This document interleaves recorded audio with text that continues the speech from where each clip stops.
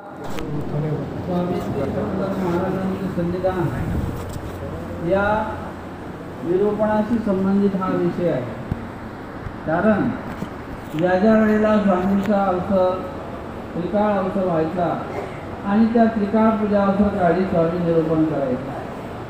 मग पश्चात प्रहरी, मग दुपारचा प्रहर असेल, दुपारचं निरूपण असेल, रात्रीचं निरूपण असेल आणि त्या निरूपणामधून अनेक प्रकारे साधक बाधक आक्षेप आणि परिहार 4 प्रकारांनी या शास्त्रामध्ये आपलं शास्त्र गुंफलेलं आहे.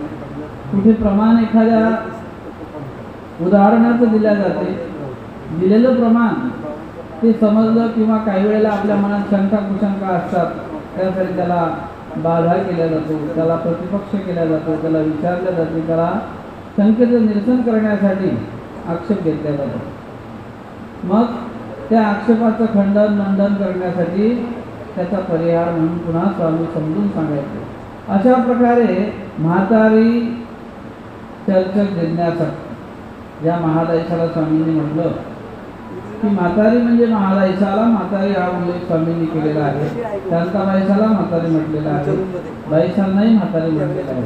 परंतु महादायशा विशेष करून शास्त्र निर्मितीमध्ये महादायशाचं जे काही योगदान आहे ते फार विशेष आहे.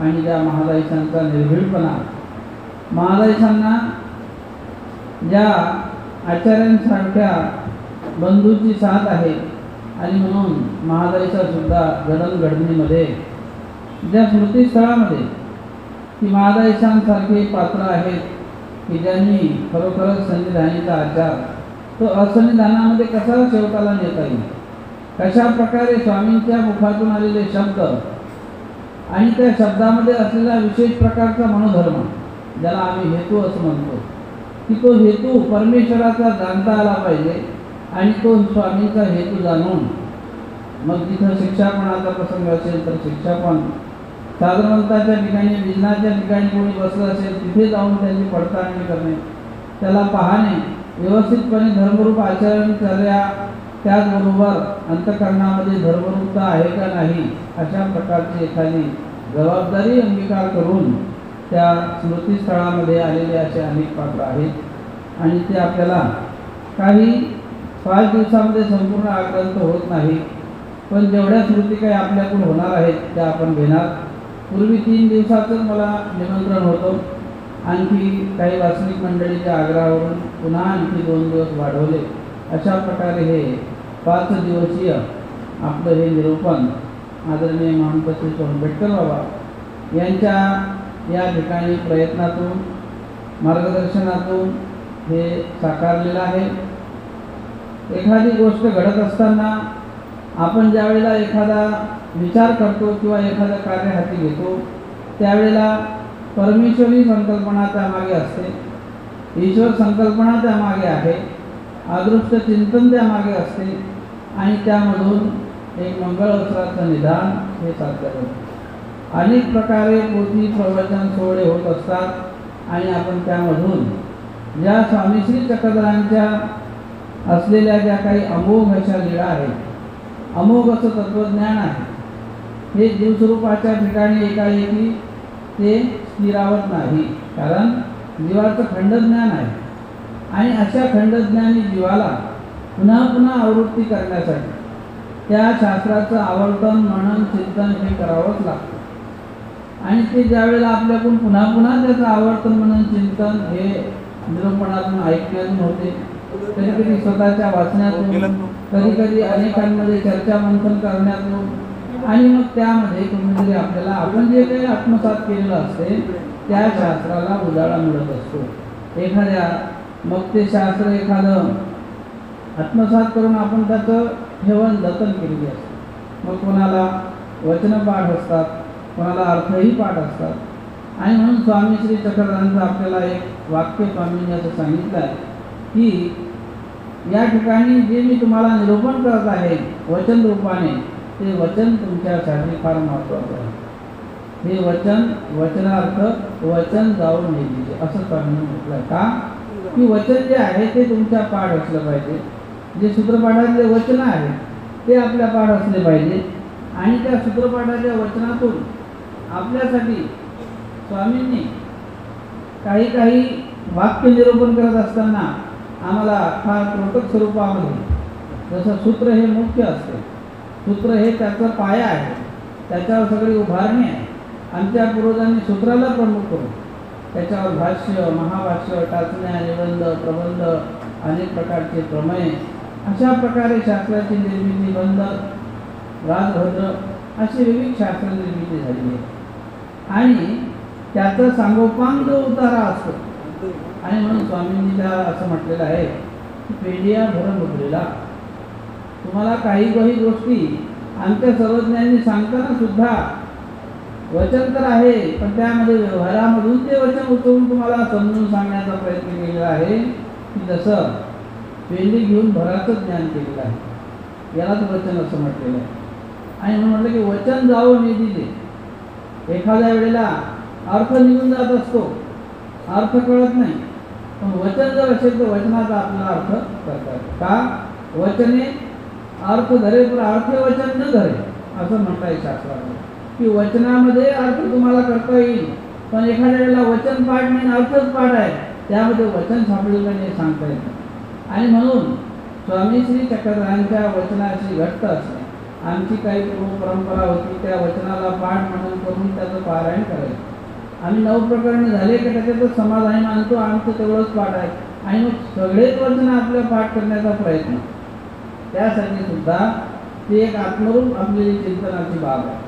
श्रीमुखातून निघालेले जे विशिष्ट प्रकारचे शब्द आहेत, आणि ते शब्द म्हणजे हृदयाचा ठाव घेणारे असतात.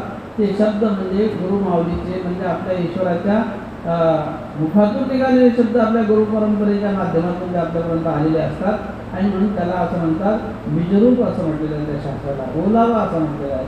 ते शास्त्र जे असते ते ठाव घेणारं असते. आणि म्हणून या शास्त्रामध्ये स्मृतिस्थळ हा जो ग्रंथ आहे, हा स्मृतिस्थळ ग्रंथ या सगळ्याचं त्यामध्ये अवलोकन आपल्याला बघायला मिळते. कशा प्रकारे शास्त्राची दृढता पूर्वजांच्या अंतःकरणात होती, कशा प्रकारचा आचार. आणि म्हणूनच या स्मृतिस्थळ ग्रंथाला सुरुवात करत असताना या स्मृतिस्थळामध्ये आचार्यांचं सुरुवात यापासून झालेली आहे. कारण मुख्य नायक जे आहेत सूत्रपाठाचे, ज्यांना आपलं या स्मृतिस्थळ ग्रंथाचे, ते म्हणजे श्री नागदेवाचार्य. कारण आचार्यांसारखे पात्र, आचार्यांसारखं असलेलं व्यक्तिमत्व स्वामींनी आपल्या या पंथासाठी घडून मढून योग्य केलेलं व्यक्तिमत्व. करडेल का तुपेल हे स्मृतिस्थळात असलेलं उदाहरण. करडेल का तुपेल ऐसेही नाही, म्हणजे आता हे करडीचं तेल आहे का तुपाचं आहे, अशा प्रकारे दृढता निर्माण झालेली आचरणाने आणि या शास्त्राने अशा प्रकारचे श्री नागदेवाचार्य, त्यांना वरद पुरुष असं म्हटलेलं आहे की तुझे मुखी अशास्त्रीय न निघेल. कधीच तुझ्या मुखातून अशास्त्र निघणार नाही. तुम्हाला विचारशास्त्र हे चरितार्थ झालेलं आहे. तुमच्या मुखातून जे शास्त्र निघणार ते अपूर्व आहे, आणि तुम्हाला ब्रह्मविद्या ही परिपूर्ण झालेली आहे. तर तरी आमच्या पूर्वजांनी आचार्यांविषयी सप्तसंदेह म्हणून अशा प्रकारे मानलेले आहेत की आचार्यांना सुद्धा 7 प्रकारचे संदेह ब्रह्मविद्येमध्ये ठेवलेले होते. वास्तविक पाहता भक्तिजनांनी किंवा सन्निधानाच्या परिवारांनी विचारलं, तुम्ही गोसाव्यांना हे शब्द किंवा हे संदेह विचारले नाहीत का? पण आचार्य म्हणतात, भक्तिजन म्हणतात की तुम्ही पुसून विसरले का पुसो विसरले? त्यावेळेला ते म्हणतात की नाही, मी पुसोनी विसरला. मी विचारलेलं आहे, देवाने मला सगळं काही व्यवस्थित सांगितलेलं आहे, पण जीवाचं खंडज्ञान त्यांनी सुद्धा आपली अपूर्णता दाखवली. वास्तविक पाहता आचार्यांना स्वामी म्हणतात की चरितार्थ झालेला आहे, तुमच्या ठिकाणचे शब्द परिपूर्ण झालेला आहे. आणि म्हणूनच आचार्यांच्या वर स्वामींचा असलेला मनोधर्म आणि त्या मनोधर्मरूपी असलेल्या व्यक्तिमत्वाचं रेखाचित्रण किंवा त्यांचं जीवनपट या स्मृतिस्थळ ग्रंथामध्ये आपल्याला हा आदर्शरूपी आहे. अशा प्रकारचा हा स्मृतिस्थळ ग्रंथ सुरुवात करत असताना या ठिकाणी सन्निधानामध्ये स्वामींच्या त्रिविध प्रकारचा परिवार आणलेला आहे, ज्यामध्ये अनुसरले बोधवंत आणि दर्शनीय. काही परमेश्वराला आपल्या चर्याच्या गुणाने पोषून अनुसरणापर्यंत पात्र होतात, आणि मग ते अनुसरणाने युक्त झाले का ईश्वराच्या उद्धरणाला पात्र होतात. अनुसरणाशिवाय जीवात्म्याचं उद्धरण करणं परमेश्वराला अशक्य आहे. जोपर्यंत त्या सृष्टीमध्ये परमेश्वराला अनुसरून तो अनुसरण्याची त्यागा करत नाही तोपर्यंत त्याला परमेश्वराची जी ऊर्ध्वगती आहे ती प्राप्त होत नाही. आणि म्हणून एक अनुसरलेले भक्त आहेत, एक दर्शनीय भक्त आहेत आणि एक वेधवंत आहे. आवडी हा सगळ्यात महत्त्वाचा भाग या ठिकाणी सांगितलेला आहे की जी ईश्वराविषयी वेदरूप शक्ती म्हणजे आवड आहे ती अंतःकरणामध्ये शेवटपर्यंत टिकून ठेवणे, की त्या आवडीस्तव अनेक प्रकारचे दुःख नरक ईश्वर जीवाचे चुकत असतात. त्यालाच आपण शेवटपर्यंत तो गुण त्याच्या ठिकाणी असला पाहिजे.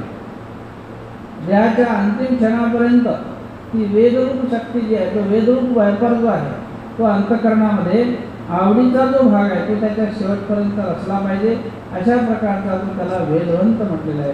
आणि अशी वेदरूपता जर अंतःकरणात असेल तर परमेश्वर त्याच्या पुढे येणारे अडथळे असतात, अयोग्यता असतात, त्या ईश्वर नाचत असतात. आणि म्हणून एक दर्शनीय नुसतं दर्शन झालेलं आहे. काहींना वेद निर्माण झाला तर काही बोध होऊन अनुसरणालाही पात्र झालेले आहे. अशा प्रकारे सन्निधानामध्ये स्वामींचा त्रिविध परिवार, मग त्यानंतर आचार्यांचं इथून त्या परिवारामधूनच सुरुवात आहे. कारण आचार्य सुद्धा स्वामींच्या परिवारातीलच आहे. आणि म्हणून आचार्यांवर आता स्मृतिस्थळ लिखाण झालेलं आहे. तर भट्टोबास हे भट्टोबासांचे पिते ते महादेव भट्ट ते पुरीचे. भट्टोबासाशी चौघे भावंड वडील सारंगपणी भट्ट आणि वैजोबा उमाईसा ते हातरीती झाले. आता 4 भावंडाचा परिवार आहे.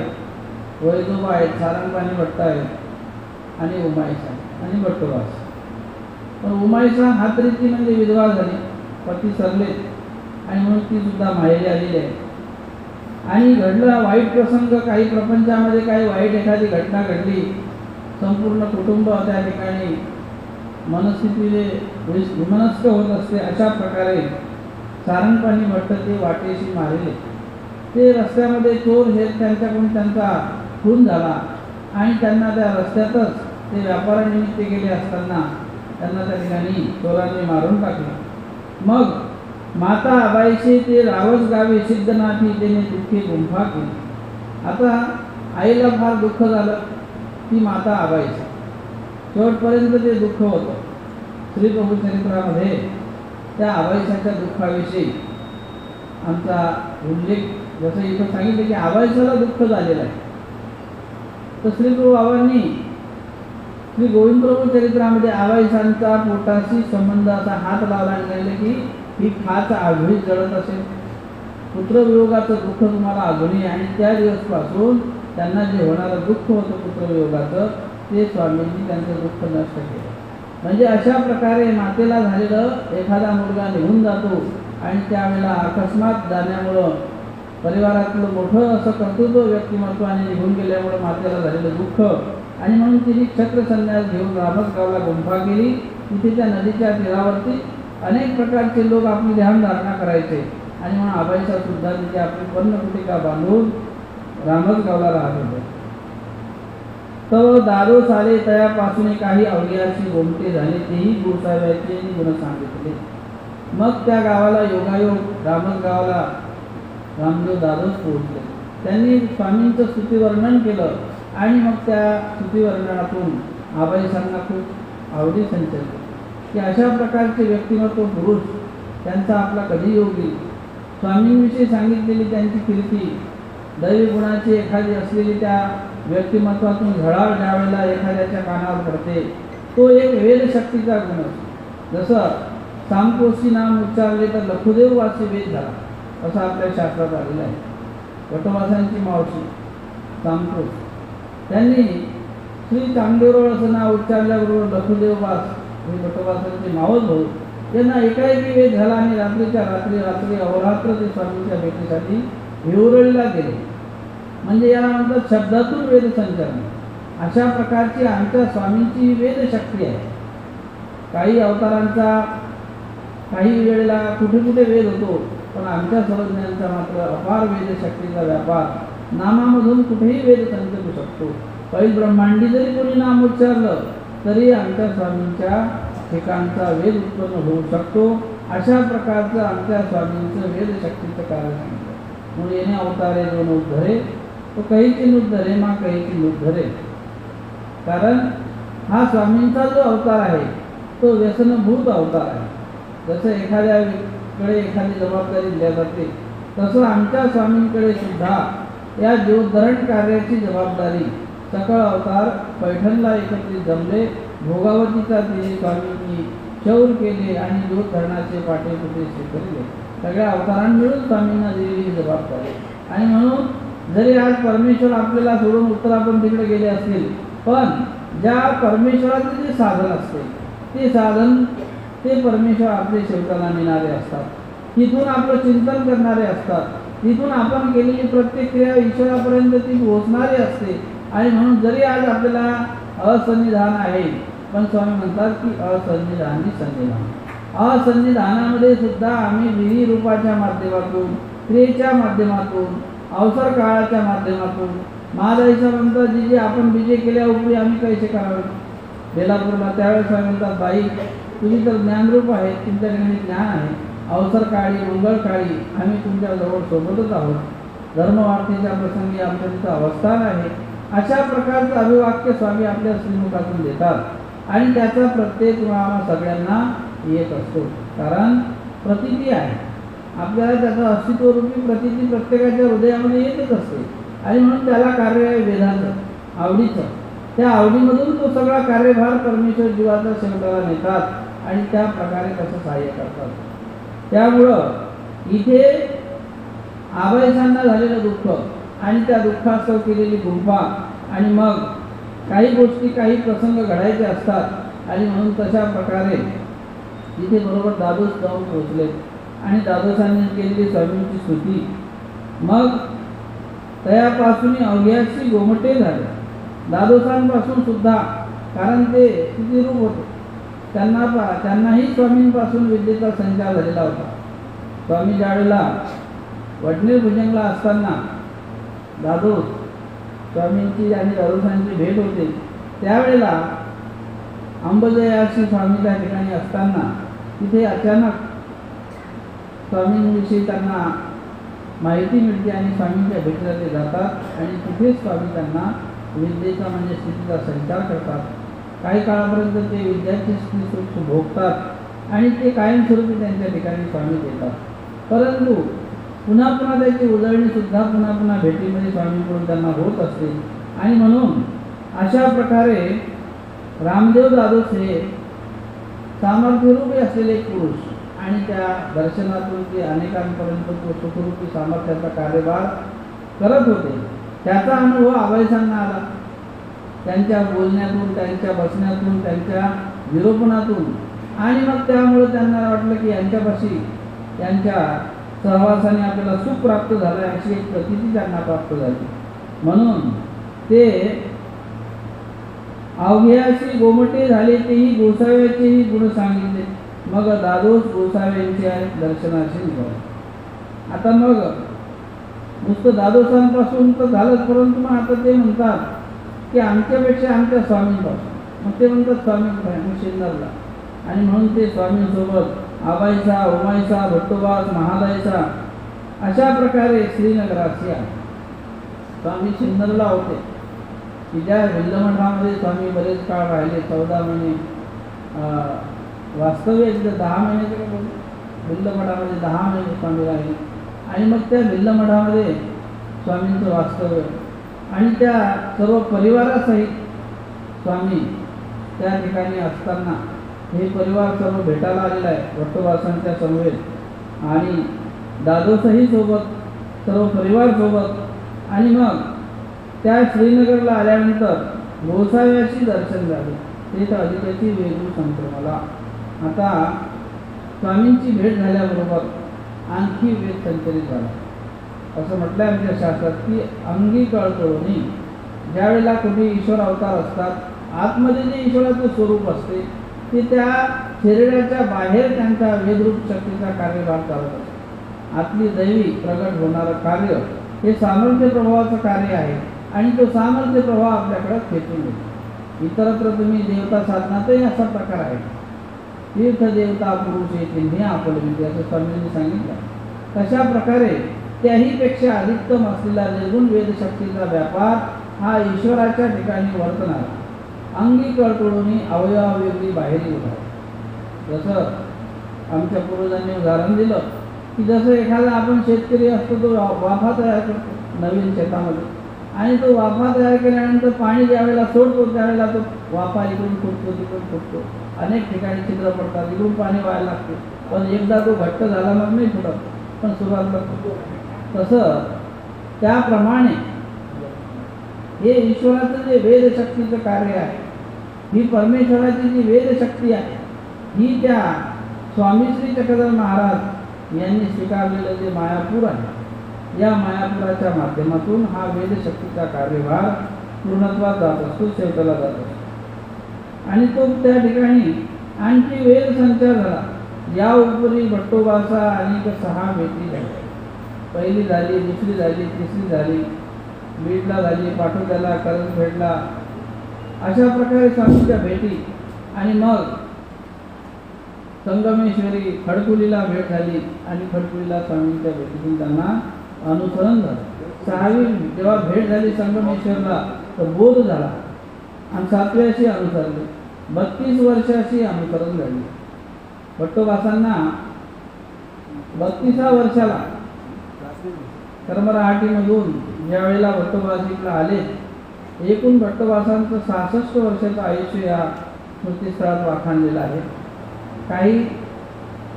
आणखी काही स्मृतिस्थळकारांच्या मते काही काळ वाढीव आहे, 4 वर्षाचा, 70 वर्षाचा आणलेला आहे, 74 वर्ष घेतलेले आहे. परंतु इथं या स्मृतिस्थळाच्या माध्यमातून 66 वर्षाचा कालावधी कशा प्रकारचा तो या स्मृतिस्थळामध्ये मानलेला आहे. 4 वर्षे ते सन्निधान झालं. आता स्वामींच्या सानिध्यामध्ये अनुसरल्यानंतर 4 वर्षाचा काळ, त्यामधून 6 मास श्री प्रभूंच्या सन्निधानी गेले. 8 वर्ष आमच्या गोसाव्यांच्या सन्निधानी झाले. 3.5 वर्ष संन्यास झाल्यानंतर आमच्या स्वामींच्या सहवासात गेले. 6 महिने त्या अनुसरल्यानंतर मला थोडासा उन्हा भाव आला आणि म्हणून 6 महिन्याचं अंतर स्वामींनी दिलं, रुद्रपूरला पाठवलं. त्याच्यातले 6 महिने गेले, म्हणजे 4 वर्ष असे झाले. आणि मग त्या ठिकाणी 4 वर्षामध्ये स्वामींनी त्यांना सन्निधानामध्ये असताना त्या ठिकाणी घडून योग्य केले आणि मग आचार्य करून महादायीशी मिळवली. मग गोस्वामींशी प्रवृत्तर झाले. अशा प्रकारे स्वामींनी पहिले त्यांना घडलं म्हटलं, म्हणजे 34 वर्षाचा कालावधी. तर ज्यामध्ये 32 वर्षाला अनुसरण घालण्याचं सांगितलेलं आहे. त्याच्यानंतर 4 वर्ष आमच्या स्वामींच्या सहवासात, त्याच्यातले 6 महिने रुद्रपूरला गेले. 16 वर्ष स्वामींच्या 14 वर्ष श्री गोविंदबाबांचं सन्निधान झालं. 16 वर्ष नंतर श्री गोविंदबाबा गेल्यानंतर पुन्हा भट्टोबास या परमार्गाच्या व्यापारामध्ये राहिले. असे एकूण 66 वर्षाचं आयुष्य. परंतु स्वामींनी त्यांना लीळादान दिलेलं होतं. कारण हे भट्टोबासांना स्वामींनी दिलेलं आयुष्य, वास्तविक त्यांचं आयुष्य तेव्हा संपलेलं होतं, परंतु एकाची नसलेली आयुष्य आयुष्याची. एखाद्याला जर काही प्रयोजन कार्य असेल, काही धर्मरूप कार्य सिद्धीला न्यायचे असेल ईश्वराला, काही परनिष्ठ क्रिया घडायच्या असतील, तर आयुष्य नसताना सुद्धा परमेश्वर अशा व्यक्तींना ठेवत असतात आणि त्यांच्या हातून अपूर्व असं धर्मकार्य करून देतात. आणि म्हणून 700-500 गुरुकुळ श्री आचार्यांच्या सानिध्यामध्ये होतं. तेही नुसतं बोध होऊन प्राप्तीला जावे असे नाही, ईश्वर प्रेमाला जावे, ईश्वराचं प्रेम प्राप्त करावे, अशा प्रकारचे 700-500 घडून योग्य केले. आणि त्या सर्व परिवाराला आचार्यांनी स्वामींनी दिलेल्या वचनाप्रमाणे, स्वामींनी दिलेल्या आदेशाप्रमाणे आपल्या संपूर्ण परिवाराला जिथे कुठे शासन करायचं असेल तिथे शासन केलं, जिथे कुठे प्रेमाने लढा लावायचा तिथे प्रेमाने लढा लावला. सगळ्या प्रकारे समजा मार्गव्यवस्था ज्याला आम्ही म्हणतो, त्या मार्गव्यवस्थेचं उदाहरण आपल्याला स्मृतीस्थळामध्ये बघायला मिळते. उठण्यापासून, बसण्यापासून, चालण्यापासून, बोलण्यापासून, ज्येष्ठ सन्मान गुरुसुहृदांचा, इतरांचा कशा प्रकारे मार्गव्यवस्था सांभाळावी, कशा प्रकारे आपलं धर्मरक्षण करावं आणि जनसंग्रह कशा प्रकारचा राखावा, ह्या सगळ्या गोष्टी स्मृतीस्थळामध्ये आपल्याला विशेष बघायला मिळतात. आता भट्टोबासा ईश्वर वियोगे अवस्था. आता स्वामींनी प्रवृत्त्यंतर केलं म्हणजे आमचे स्वामी उत्तरापर्यंत प्रयाण करतात. आता स्वामींचं प्रयाण झालं आणि मग प्रयाण झाल्यानंतर भट्टोबासांना इकडे अवस्था संचारली की विरह संचारला. कारण भक्त ज्या वेळेला ईश्वराच्या वियोगात जातो तर आपल्याला सूत्रपाठामध्ये त्याची जाणीव आहे, स्वामींनी सांगितल्याप्रमाणे, की तो वियोगामध्ये ईश्वराच्या राहत नसतो, त्याला वियोग होतो. आणि मग त्या वियोगामध्ये 10 प्रकारच्या अवस्था, भानपिढीची 10वी अवस्था प्रकट झाली. असं म्हटलेलं आहे की अविळाशोष्ट चिंताश्च स्मरणं गुणकीर्तनम उद्वेगश्च प्रलापश्च उन्मादो व्याधिरेवश्च जडता मरणश्च. ह्या 10 अवस्था सांगितलेल्या आहेत की अशा प्रकारे जड अवस्थेमध्ये ज्यावेळेला पोहोचतो आणि मग शरीर जडमूड होते आणि शरीरावर वारूळ लागलेलं आहे, अशा प्रकारे वळंबा लागलेलं शरीर त्यात ते महादाईचा जातात, झाडून पुसून त्यांना त्या ठिकाणी त्या वळंब्याला दूध पाजून सावध करतात आणि मग कुठे आचार्यांना म्हणतात की आपल्याला गोसाव्यांनी श्रीप्रभूला निरवलेलं आहे आणि मग श्रीप्रभूंच्या सन्निधानात जातात. मग 14 वर्षाचा कालावधी श्रीप्रभूंच्या सन्निधानामध्ये जातो. अशा प्रकारे भट्टोबासांना ईश्वरापासून झालेला वियोग आहे, स्वामींनी दिलेला वियोग. परंतु काही कार्य ईश्वराचं जीवोद्धरणाचं कार्य उत्तराखंडीकडे करायचं आहे. महाराष्ट्र देशात स्वामींनी आपलं कार्य केलं, परंतु हे कार्य संपल्यानंतर पुढच्या कार्यासाठी स्वामी हे अवतारित्वाचं कार्य करण्यासाठी उत्तराखंडीला जातात आणि मग आचार्यांवर जबाबदारी सोपून जातात. तू परतारक आचार्य नाहीस, तू प्राण्याला अनिष्टापासून काढून इष्टी लावणार आहेस, तुझ्या मुखातून काही अशास्त्रीय निघणार नाही. आणि आचार्यांचा स्वामींना विशेष अभिमान. ज्यावेळेला शेकट्याला लखुबाईचा आचार्यांचं भांडण होते त्यावेळेला स्वामी म्हणतात, बाई हे काही याप्रती बोलिले, हे याप्रती बोलले. म्हणजे आचार्यांना जर कोणी बोलत असेल जणू काही आम्हालाच कोणी बोललेला आहे, एवढा असलेला आचार्यांविषयी अभिमान. अशा प्रकारे शिष्यत्वाविषयी असलेला एखाद्या गुरुचा अभिमान असतो. असं स्वामींनी सुद्धा इथे धर्मवृत्तीविषयी, अभिमान हा धर्मवृत्तीविषयी आहे, त्या धर्मरूपी कार्याविषयी अभिमान आहे. आणि म्हणून आचार्यांचा तो घेतलेला अभिमान तो धर्मरूप आहे. आणि धर्मरूप अभिमानातून आचार्य जे काही करतील, आचार्यांचा जो निर्णय आहे, आचार्य जे सांगतील ते यथार्थ आणि यथास्थित सांगतील. इथून पुढे या परमार्गामध्ये कुठल्याही प्रकारचं जे काही अहंकाराचं बीजारोपण आहे ते होणार नाही याची पूर्ण शाश्वती आमच्या स्वामींना झाली. आणि मगच आचार्यत्वाचं त्यांच्यावर स्वामींनी हे जबाबदारीचं कार्य दिलं.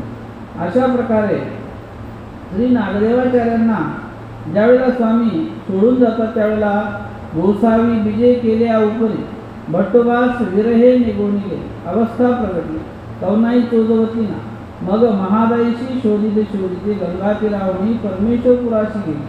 श्री प्रभू गोसाव्यांशी दर्शन झाले. मग दुःख करुणी पुशिले दिली श्री चक्रधरे सांडिले आण नागदेव होई दिसेनाली. गोसावी विनंती स्वीकारली.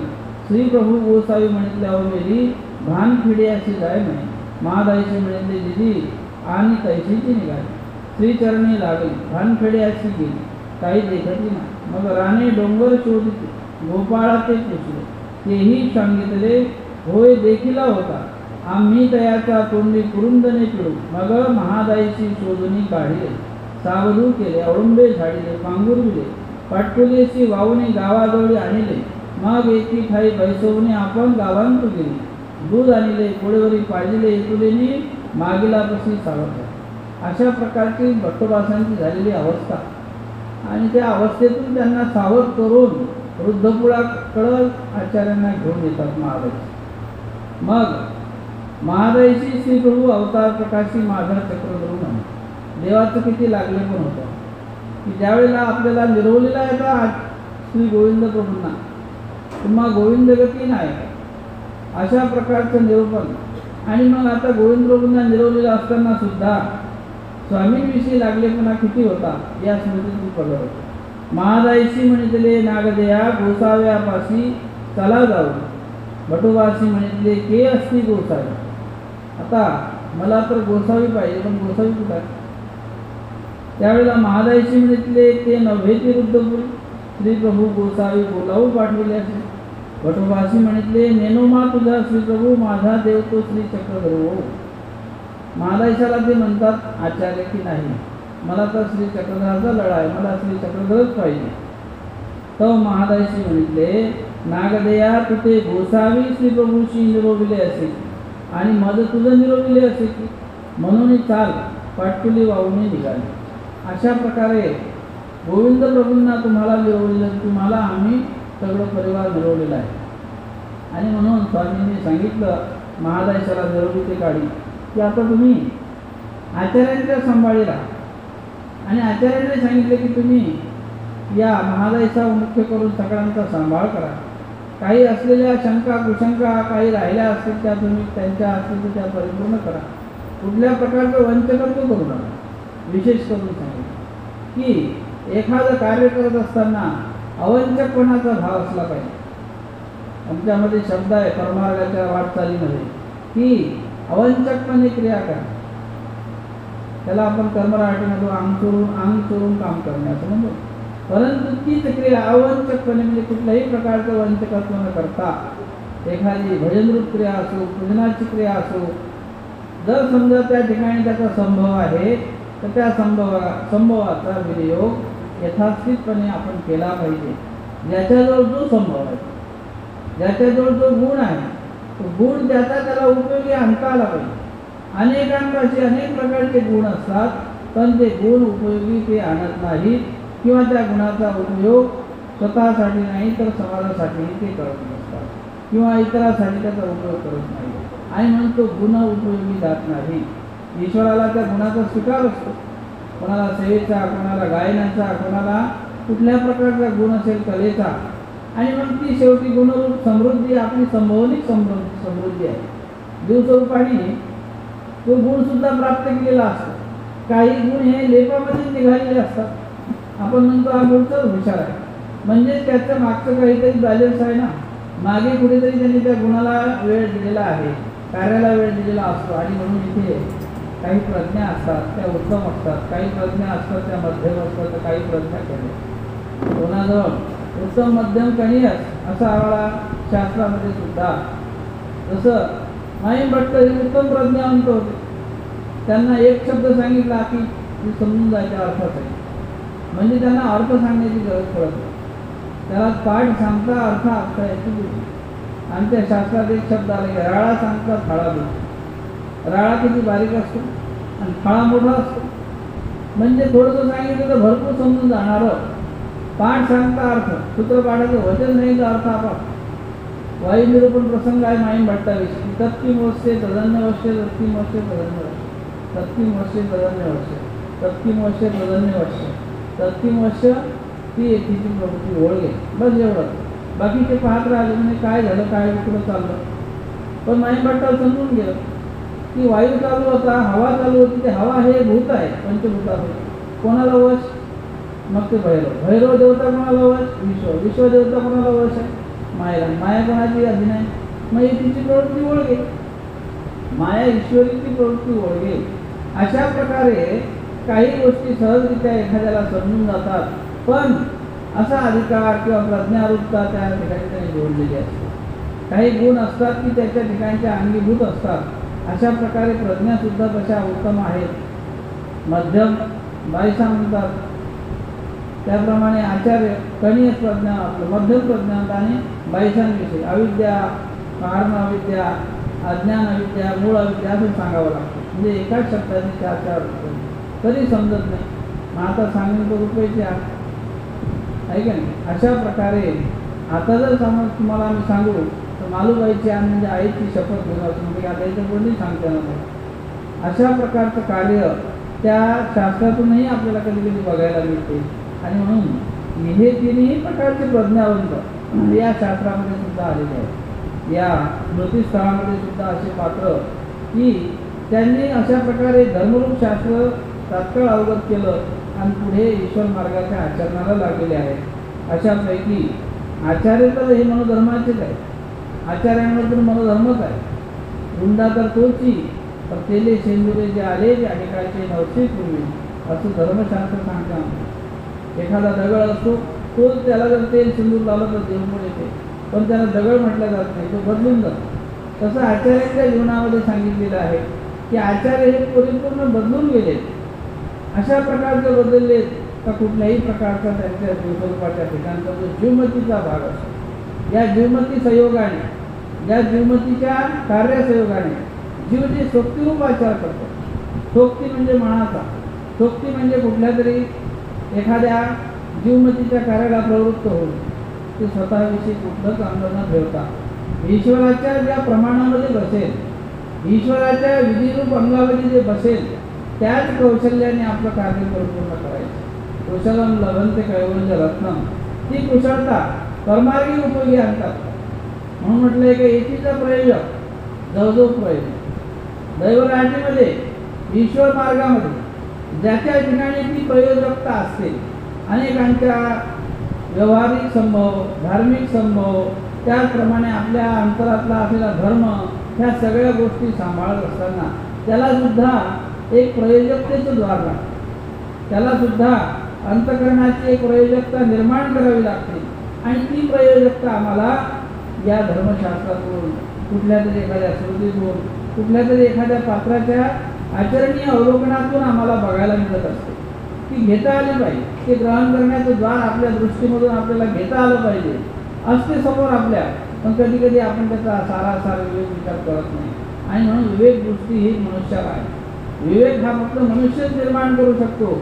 इतर पशुपक्षी कुठल्या योनीमध्ये विवेकाचं द्वार नाही, पण या मनुष्य जन्मामध्ये निश्चितच विवेक आहे. विचारावरती विवेक निर्माण करू शकतो आणि विवेकाने आपलं कार्य सिद्धीला नेऊ शकतो.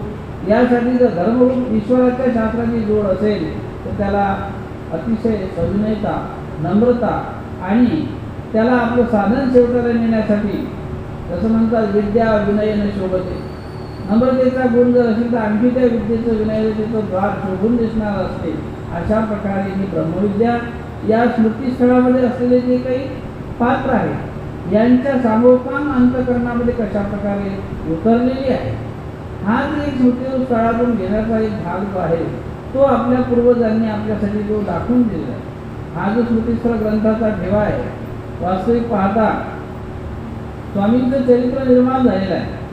पण चरित्र निर्माण झाल्यानंतर सुद्धा एखाद्या सत्पात्राचं असलेलं वर्णन, त्या शिष्यमंडळीचं ईश्वरीच्या परमेश्वराच्या निर्माण झालेल्या भक्तांमधून त्याचं निर्माण होणारं हे कार्य या स्मृतीस्थळ ग्रंथकारांनी नमूद केलं आहे. तर ते करण्याचं कार्य जे आहे की त्यांच्याही जीवनामध्ये कशा प्रकारे त्या ईश्वर परायण साधनवंताचं वर्णन कशा प्रकारचं असलं पाहिजे, साधनवंत कसा असला पाहिजे, साधनवंताच्या ठिकाणची कसोटी कशी असली पाहिजे, ही आपल्याला या स्मृतीस्थळात बघायला लागते. आणि म्हणून आचार्यांविषयी आलेला वहपोह, या ठिकाणी आचार्यांना झालेलं दुःख आणि मग आचार्य पुढे श्री गोविंद प्रभूंच्या सानिध्यामध्ये जातात. तिथे गेल्यानंतर पुढचा जो प्रसंग आहे आता या स्मृतीमध्ये येतो. श्री प्रभू सन्निधानाशी गमन, येथून निघाले, हळूहळू चालू लागले. मग मार्गी चालता लोक होते आणि म्हणती, हा तो नव्हे श्री चक्रधरू द्यावं म्हणून हाती भिक्षा मागे. तव महादयशी म्हणती, बा ना देवे मी पिसा झाला बा. लोक म्हणायचे हा तर इकडून गेलेला होता, तो चक्रधर द्या चक्रधर द्या अशा प्रकारे म्हणत होता. आणि मग महादयचा म्हणजे हो ते तेच आहे, पण त्याला देवाचं वेळ लागलेला आहे. त्या देवावर पण तो पिसा झालेला आहे. मग 5 पिंपळ्याकडे सकाळीची विजय केली ते तर खेळत होते. महादयची भटोबासा ते घेऊन आली. श्री प्रभूचे देखून म्हणे, अहो मेली जाय, ते नव्हे ती म्हणे, ये ते नव्हे ती. श्री प्रभू म्हणतात की ते आता आपले नाही, कारण एक शब्द एका अवताराचं कार्य दुसऱ्या अवतारात तात्पर्य जाणवत असते. कारण आता हे श्री प्रभूंनी एक शब्द उच्चारला महत्वाचा इथं.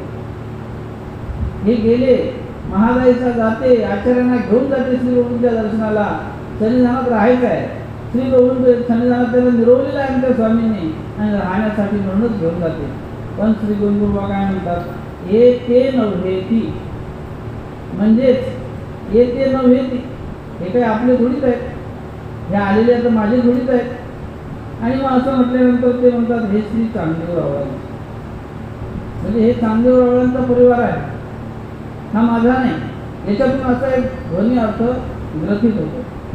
परंतु असं म्हटल्याबरोबर वटोबासा महादायसाची थोडं दुःख झालं की आता आमचे देव निघून गेले, आम्ही श्री गोविंद प्रभूंचं सन्निधान करावं या निमित्ताने इथं आलो, आणि आता हे देव म्हणतात की हे माझे नाही, तिथे श्री चांगदेव रावळांचा परिवार आहे, हे त्यांचे आहेत. असं म्हटल्यामुळे मानसिक थोडं दुःख खचितकरण झालं.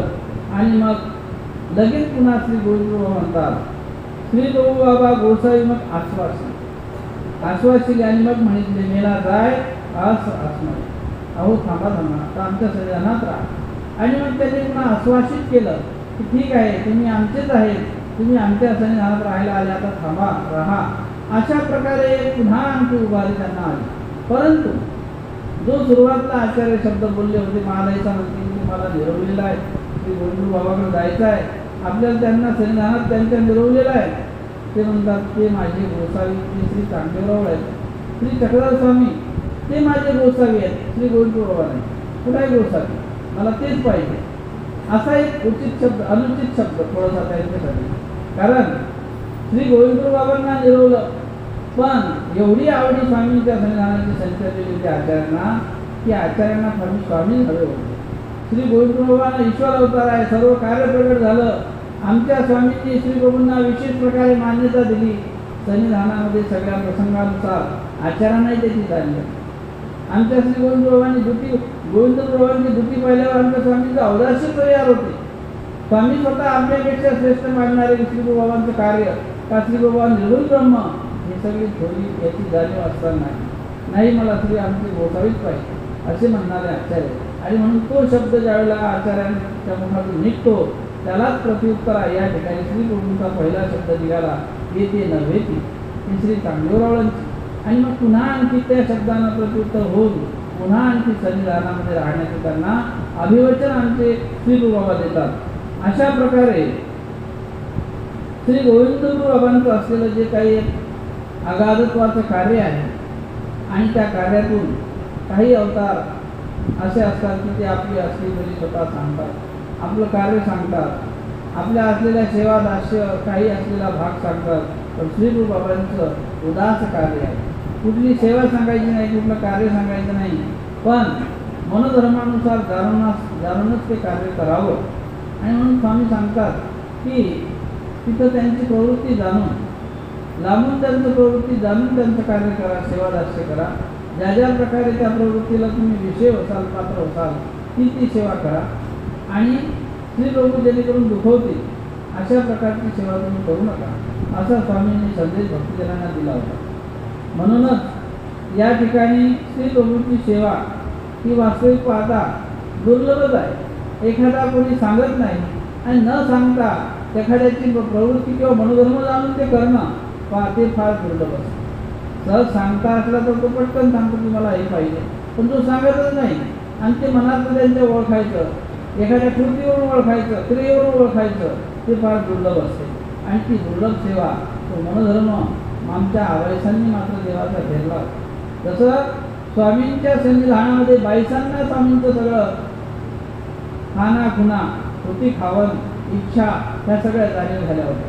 परमेश्वराला आता ईश्वराला काय अपेक्षित आहे, देवाला आता काय करायला पाहिजे, कुठल्या प्रकारची सेवा कशी करावी आणि अवंचकपणे, कुठल्याही प्रकारचं त्यामध्ये अवंचकपणे म्हणजे दिवसरूपाच्या अत्यंत असलेल्या ज्या काही सवयी असतात त्या आपल्या बाजूने ठेवून परमेश्वर एक परमेश्वर, देवाशिवाय दुसरा ध्यास नाही, अशा प्रकारचं बाईसांचं अवंचक कार्य, तसंच कार्य आबाईसांचं. एकदा देवाच्या सन्निधानात आल्या आणि मग ती शेवटपर्यंत सेवा दास्य आबाईसांना सुद्धा तशाच प्रकारचं घडलं आणि देवांना ती सेवा आवडून महादाईचा आणि उमाईचा सुद्धा नंतर सेवेमध्ये आल्या. श्री गुरुबाबांच्या. परंतु त्या म्हणायच्या आबाईशाला की देवाला काही तू वाटून घेतलं काय, सगळं सेवा तूच करायची, आमच्या हे वाटायला काही सेवा आहे का नाही. आणि मी एक दिवशी म्हणतात आजपासून उद्या आता आम्ही सेवा करणार, दिवसभराला उद्या तू काहीच करायचं. आता दोघी बहिणीच आहेत, महादायचा उमायचा. आईला म्हणतो तू आता करायचं नाही, आम्हीच करणार आता उद्या सकाळपासून. जेव्हा त्या सेवेला जातात तर त्यावेळेला श्री गुरुबाबा म्हणतात थोडी काही मेली का, तुम्ही का बरं आल्या. थोडी म्हणजे आबाईचा. आबाईचाला श्री गोविंद बाबा खोडी असं म्हणायचे. त्यांचा एक हात जो होता तो आखूड होता थोडा, आणि म्हणून देवाने त्यांना खोडी हा शब्द प्रयोग केलेला. आणि म्हणजे किती देवाला सेवेचा स्वीकार आबाईचा. अशा प्रकारे काही वेळेला काही एखाद्या गोष्टीचा हट्ट करायचे आणि ते ऐकत नसायचे, आणि जर आबाईचा गेल्या तिथे आणि आबाईचा जर थोड्याशा बोलल्या लगेच श्रीगुरुवर थांबून घ्यायचं. अशा प्रकारचं काही कार्य जे असते त्या भक्ताच्या क्रियेचा स्वीकार परमेश्वर करत असतात. म्हणूनच या पात्र स्मृतीस्थळामध्ये आलेले जे काही पात्र आहेत, जे काही भक्तिजनांच्या सान्निध्याने ईश्वराला कशा प्रकारचं त्यांनी वश केलेलं होतं, आणि म्हणून तीही सुद्धा स्मृतीस्थळामध्ये बघायला मिळते.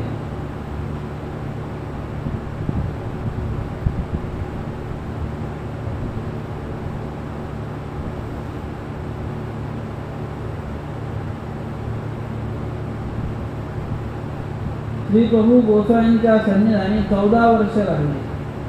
अशा प्रकारे जी सुरुवात झाली, मग आबाईचा महादाईचा घेऊन गेल्यानंतर तर 14 वर्षाचं सन्निधान देवाने वास्तविक परिपूर्ण केलं होतं.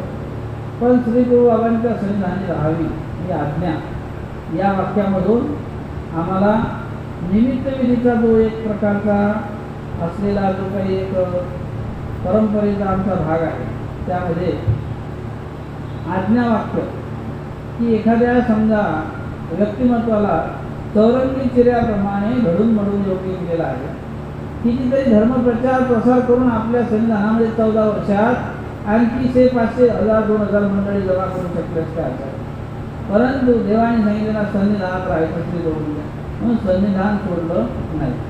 निमित्त विधी सांगितला, त्या निमित्त विधीमध्ये मग आपूजन करणे, श्री गोविंदची सेवा करणे, तिथले आलेल्या काही प्रसंगाला पुढे जाणे, ईश्वर अवताराचं सन्निधान आणि सन्निधानचे मोठं सांगितलं. अग्नीचेही संबंध काही वेळेला तिथे असलेलं जे मार्गाई मांडणीचं कवच असते, त्या रूपानं होणारं जे साह्य आहे, त्या ठिकाणचा परिपूर्ण कार्यभार हा ईश्वरी मूळधर्मानं चालत असतो. आणि म्हणून त्या अंतर्भूत त्या ठिकाणी ते छेदक श्रेष्ठ आहे. जसं सन्निधान जे आहे, जसं अग्नी आहे, अग्नीच्या तुम्ही जवळ गेलं का आपाप तुमचा जो श्लेष्मा आहे, तुमचा जो वायू आहे की नाही, वात आहे, तो आपाप नष्ट होत असतो. तसं एखादं काही धर्मरूपी कार्य करत असताना आपले अनधिकार असतात, अडथळे असतात, अयोग्यता असतात, अपात्रता असतात, काही कर्म असतात. ते कर्म पातळ होतात किंवा नाचतात किंवा काही पुढे त्याची वाटचाल होत नसते, कारण त्यासाठी सन्निधान आहे. आता सन्निधान म्हणजे आपण आपल्या घरात देवपूजा करतो त्यावेळेला विधीचं सन्निधान. एखादं आज्ञावाक्याप्रमाणे कार्य आपण करत असू, हेतुकतेचं सोडून हेतुकतेचं कार्य, ते हेतुकाचं फळ हेतुक तुम्हाला मिळून जाते. विषय असतो निर्हेतुक कार्याचा. ते निर्हेतुक कार्य ज्यावेळेला आपल्या हातातून घडतात त्यावेळेला आपल्याला सन्निधान, मग पुढे निरूपणाच्या सन्निधानात आपण असू, पुढे एखाद्या विधीच्या स्मरणाच्या सन्निधानात असू, पुढे एखाद्या भजन क्रियेमध्ये कुठे सेवा असेल, कुठे वाढणं असेल, कुठे भोजन पात्र किंवा स्वयंपाक बनवतो, जो विधी त्यामध्ये जो गुंतलेला असतो त्याला त्यासाठी त्याचं कवच असते, त्या विधीचं त्याला सन्निधान असते. ते सन्निधान अभावितरित्या ईश्वराच्या माध्यमातून आपण स्वीकारलेलं असते. आणि म्हणून प्रत्येक क्रिया ही ईश्वराच्या त्या लेखी लागणाऱ्या असतात, कारण आपण त्या क्रिया ज्या करतो त्या ईश्वराच्या अधिष्ठित होऊन केलेल्या असतात. परमेश्वराला आपण कुठेतरी साक्षी घेऊन ती क्रिया करतो आणि मग परमेश्वरही त्या क्रियेचा स्वीकार करतात. तेवढी आपल्या अंतःकरणातही सामावणूक आपल्याला ठेवता आली पाहिजे. सामावणूक म्हणजे अंतःकरणामध्ये तेवढं विशाल आपलं अंतःकरण आपल्याला करता आलं पाहिजे की त्या विशाल अंतःकरणाद्वारे परमेश्वर ती क्रिया स्वीकार करतात. ईश्वराचं सर्व व्यापकत्व कार्य आहे. परंतु आम्ही सर्व व्यापक आहोत. औसाला म्हणता आपण काही औसा म्हणतात की आपण काही व्यापका होईजे आणि होईजे नाही. म्हणजे या दृष्टिकोनातून तुम्ही पाठीच्या निवासी जवळचे असेल, पाठीमागे देव उभा आपल्या, अर्थातच त्यासाठी त्या अंतःकरणामधून परमेश्वराला आपण जेव्हा आळवतो तेव्हा त्याला त्याची साथ प्रत्येकाला मिळत असते. असं हे ईश्वराचं कार्य सर्व व्यापक कार्य असं म्हटलेलं आहे. श्री प्रभू प्रवृत्त्यंतरे भट्टवास गंगातीरा गमनी तीर नमस्कार. आता पहा, 14 वर्षाचा कालावधी श्री गोविंद प्रभूंच्या सानिध्यामध्ये निघून गेला आणि मग श्री गोविंद बाबा निजधामाला जातात आणि मग गेल्यानंतर त्या ठिकाणी आता काहीतरी आपण प्रसाद रूप वस्तू नमस्कार केला पाहिजे. जिथे स्वामींचा प्रसन्न धर्म आहे त्या प्रसन्न धर्माचं वंदन आपल्याला ज्यावेळेला घडते त्यावेळेला असलेली आपल्या देहाच्या ठिकाणची अवदाक्ष उदासीनता, असलेलं देहाच्या ठिकाणचं अमंगळत्व आपल्या ठिकाणचं आपण दूर करत असतो. यासाठी श्री गोविंद बाबा विजय केले आणि गेल्यानंतर मात्र उदासीनता आलेली आहे की एका अवताराचं आपल्याला सन्निधान लिहिलं आणि ते अवताराचं आपल्याला सोडून गेले. आता दुसऱ्या सन्निधानाचे आता आपण काय अवकाश करावा, काय वाट पाहावी आणि म्हणून आता दुसरं सन्निधान पोहोचत नसून स्वामींनी जे काही आपल्याला भेट केलेले स्थान आहे की आम्ही गेल्यानंतर संबंधा गेले ते ओटे गोटे, आमच्या संबंधातून जे ओटे गोटे पवित्र पाषाण झाले त्याचं वंदन तुम्ही केलं ते आमच्यापर्यंत येऊन पोहोचेल आणि मग ती आपली परंपरा. तेव्हापासून आपले स्थान वंदन करण्याची परंपरा आहे. जिथे जिथे स्वामी गेले असतील, कारण त्या प्रत्येक ज्या ज्या ठिकाणाला स्वामी पोहोचले तिथले जीव भाग्यवंत, ते कणवेचे जीव असतात. ती जागा, तो परिसर, ते असलेलं तिथलं वातावरण, तिथला विशेष आपल्या घरी आणला म्हणजे ते पावित्र्य तुमच्या ठिकाणी येऊ शकत नाही. परंतु स्वतः त्या ठिकाणी गेल्यानंतरच त्या स्थान महात्म्याचं पावित्र्य आपल्याला मिळत असतं. असं का ईश्वर सुद्धा त्या महात्म्यामुळेच ते जाऊन पोहोचलेले असतात. त्या परिसरामध्ये असलेल्या त्या लोकांचं दैव भाग्य. रुद्रपुरामध्ये स्वामी गोविंद प्रभूचा अवतार झाला. रुद्रपुराविषयी असलेली आवडी, तिथले देवाचं भाग्य म्हणजे रुद्रपुरामध्ये गेल्यानंतर त्या परिसराचं जे काही पावित्र्य आहे, मांगल्य पण आहे, ते आपल्याला तिथे प्राप्त होत असते. हे जीवस्वरूपाला लागलेले जे भाग आहेत ते आपल्या जीवस्वरूपावर त्याचा ठसा उमटत असतो. त्याची तुम्हाला थोडी लक्षात येणार नाही, परंतु ईश्वरीचे गोमटे वाचनिक नव्हे. वाचेद्वारे त्याचं वर्णन करता येत नाही, वाचेद्वारे त्याचं तुम्हाला सांगता येणार नाही, पण जीवस्वरूपाची योग्यता ही अधिक अधिक वाढत असते. धर्मरूप कार्यामुळे जीवस्वरूप जे काही अयोग्य झालेलं आहे, या जीवस्वरूपाला जी काही सृष्टी जन्म घेऊन अयोग्यता निर्माण झालेली आहे आणि या अयोग्यतेमुळेच आपला उद्धरण प्रवास थांबला जात असतो. कारण ज्या अयोग्यता आहेत, परमार्गामध्ये वावरणाऱ्या अयोग्यता, याला आम्ही नित्य चालीची चाल असं म्हणतो, की जे ईश्वराच्या नित्य नरकापर्यंत वाटचाल करते. तर मराठीमध्ये तरी एखादा प्रसव ज्या वेळेला निर्माण होतो तो जडत्वापर्यंत जाऊन पोहोचतो. 1000 वर्षाचं जडत्व झालं कलियुगाच्या मानाने का त्याचा प्रसव तिथे संपलेला आहे. पण या अयोग्यतेचा प्रसव सृष्टी चालत आलेली अयोग्यता, तो प्रसव जर मोडला नाही तर तो प्रसव प्रत्यक्षात ईश्वरापर्यंत जाऊन पोहोचतो. त्यालाच आम्ही नित्य नरकासारखी क्रिया म्हणतो, नित्य नरकाचा आनंद म्हणतो. परंतु दैवराहाटीमध्ये ईश्वराचं दयाळू मयाळूपण आहे. इथे क्रियेशी अनुताप पुरश्च, इथे ईश्वर मार्गामध्ये जर का तो प्रसव असेल तर तो प्रसव आपल्याला आपल्या शारीरिक क्रियेद्वारे, मानसिक क्रियेद्वारे आणि वाचिक क्रियेद्वारे त्या प्रसवाला पातळपण आणता येते किंवा तशा प्रकारचा अनुताप, अनुसोच, आर्तांचक्री दुःख असेल तर त्या प्रस्तुत दोषाला सुद्धा नाचता येते. तो लेप जसा कर्मराठी एखादा तुम्ही क्रिया घडली तर पक्का लेप बसतो, तसं इथं नाही, पक्का लेप लागत नाही. तो प्रसवरूप असतो आणि तो प्रसव परमेश्वर कृपेने नाचला जातो. ईश्वर त्या प्रसवाला नाचू शकतात, परंतु त्यासाठी तशा प्रकारचा आपलं चत्रित दुःख असलं पाहिजे. असं म्हटलंय की चत्रित दुःख नाही तो जिताची प्रमादिया जाणावा. जो ईश्वराचा भक्त आहे त्या प्रत्येकाला आपल्या ठिकाणी मानसिकरित्या चत्रित दुःख असलं पाहिजे. त्याला म्हणतात गुन्हा अनुताप करणे, गुन्हीचर्या करणे, डबल आचार करू शकत नाही शरीराचा, पण मानसिक दृष्ट्या एक गाठी केली तर 2 गाठी सहज करू शकतो. एक अश्रू पाळला तर दुसरा अश्रू डोळ्यातला पाळू शकतो. एवढी वाढती क्रिया आपण करू शकतो. म्हणजेच जुना म्हणजे डबल अशा प्रकारे त्याची उत्तरोत्तर वाढ आपल्याला करता आली पाहिजे. त्यामधून जीवस्वरूपाची उजळता होते, योग्यता वाढते आणि ती योग्यता वाढत वाढत वाढत परमेश्वराच्या एखाद्या उद्धरण प्रक्रियेला जर ती पूर्णता प्राप्त झाली तर सहजरित्या परमेश्वर त्या जीवाचं उद्धरण करत असतात. पण ही योग्यता वाढवणे हे ईश्वराच्या हाती नाही. आद्यंती दैव मध्य पुरुष म्हटलं आहे की आधी ईश्वराने ज्ञान दिलेलं आहे, जाणीव करून दिली आहे, पण मधला कळ मात्र जीवाचा आहे आणि म्हणून तो जीवाचा कळ करण्यासाठी त्याला त्याची स्वतःचीच ऊर्ध्वमती करावी लागते. जर ती ईश्वराच्या हाती असती तर हे सृष्टी रचनाच झाली नसती. देवाने तर तमातूनच जिकडं जीवस्वरूप होते मूळ तमामध्ये तिथूनच जीवाला उद्धरणाला नेलं असतं. पण ऊर्ध्वमती ही जीवाची स्वातंत्र्य आहे. ऊर्ध्वमती करणे, चांगली क्रिया करणे किंवा वाईट क्रिया करणे ही जीवाची स्वातंत्र्य आहे. याला जीवमती असं म्हटलेलं आहे. ही स्वातंत्र्य जोपर्यंत जो वाढवत नाही ऊर्ध्वमतीची म्हणजे चांगल्या क्रियेची, तोपर्यंत ईश्वरालाही त्या जीवाचं उद्धरण करता येत नाही. आणि विशेष करून ऊर्ध्वमतीमध्ये जेव्हा तो अनुसरणाच्या मार्गाची ऊर्ध्वमती वाढवतो त्यावेळेला मात्र ईश्वर सहजरित्या त्या अनुसरणाच्या माध्यमातून याची करवण्याची योग्यता करत असतात. अशा प्रकारे त्याच्यासाठी गृहस्थाश्रम धर्मापासून त्याची सुरुवात आहे. एकाएकी ती क्रिया घडत नाही आणि मग वासनिक अवस्था निर्माण होते. वासनिकातून अनुसरणापर्यंत ती क्रिया पोहोचते आणि मग चर्यावंतासारखं स्मरणनिष्ठाची क्रिया आपल्या ठिकाणी योग्यता जी साध्यपर योग्यता प्राप्त करून देणारं स्मरण आहे त्या स्मरणाला आपली पहिले पात्रता निर्माण व्हावी लागते आणि मग पुढे ईश्वराला त्या स्मरणातून पोच होतो. म्हणून स्मरण आणि साध्य म्हणजे ईश्वर प्राप्त होतं असं म्हणतात. अनुसरले याची चर्यावंताचं स्मरण आणि मग स्मरण आणि परमेश्वर जीवाला संबंध देतात, या जीवाचं उद्धरण करतात. पण स्मरणाशिवाय त्याची क्रिया पूर्णत्वास जात नाही. आणि जेव्हा स्मरणाची क्रिया आपल्या ठिकाणी अंगीभूत असते त्यावेळेला सत्वरूपता साध्य जाते.